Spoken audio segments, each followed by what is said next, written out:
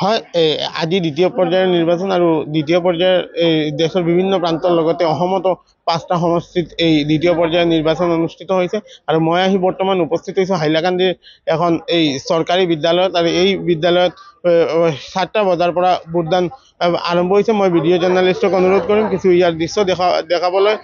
পুৱা ৭ বজাৰ পৰা দেখা গৈছে যে ইয়াতে এই ভোটদান আৰম্ভ হৈছে আৰু বৰ্তমানে ভোটদান চলি আছে আৰু দেখা গৈছে যে বহু লোকৰ শাৰী পতা দেখা গৈছে। আমাৰ লগত এই কেইজনমান ভোটাৰ আছে, আমি তেওঁৰ পৰা জানিম। দাদা, আপুনি ভোট দিছে? ভোট দিছে? হ্যাঁ করে দিছে। কি কব? ভালো। সকাল সকাল দেখা গেছে সব ভালো চলে। ভালো। হ্যাঁ কি প্রার্থী রেখে দিবেন, দিয়েছেন না প্রার্থী? প্রার্থী রেখে দেওয়া আছে। ঠিক আছে, ধন্যবাদ। ধন্যবাদ জানাইছোঁ। ইয়া আছিল এজন ভোটদাতা। আমি আৰু বহু লোক আছে, আমি তেওঁৰ ওচৰলৈ যাওঁ আৰু তেওঁৰ পৰা জানিব বিচাৰিম যে এইবাৰ কি দেখি ভোটদান কৰিব। দাদা, আপুনি ভোট দিছে নেকি? ভোট দিয়া নাই? কেতিয়া দিব? এতিয়া লাইনত আছো মই। লাইনত আছে?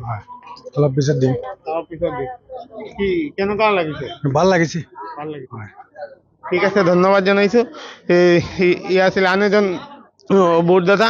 আমি আৰু বহু লোক আছে, তেওঁৰ ওচৰত যাম। দাদা, কি ক'ব? ভোটদান দিবলৈ আহিছে, কি ক'ব? ভোট দিবলৈ আহিছে, কি ক'ব? ৰাতিপুৱা দেখা গৈছে। ভোট তো দেওয়া থাকলে ভোট দিতাম। কেনেকুৱা লাগিছে? হ্যাঁ, কিৰকম লাগছে? ভালো তো। হয়, ধন্যবাদ জনাইছোঁ। এই ৰাতিপুৱাৰ পৰা দেখা গৈছে যে ভোটদান প্ৰক্ৰিয়া চলি আছে আৰু বৰ্তমানে মই যিখন এই ভোট কেন্দ্ৰত উপস্থিত আছোঁ, এই ভোট কেন্দ্ৰখন সম্পূৰ্ণভাৱে মহিলাৰ দ্বাৰা পৰিচালিত হৈছে এই ভোট কেন্দ্ৰটো।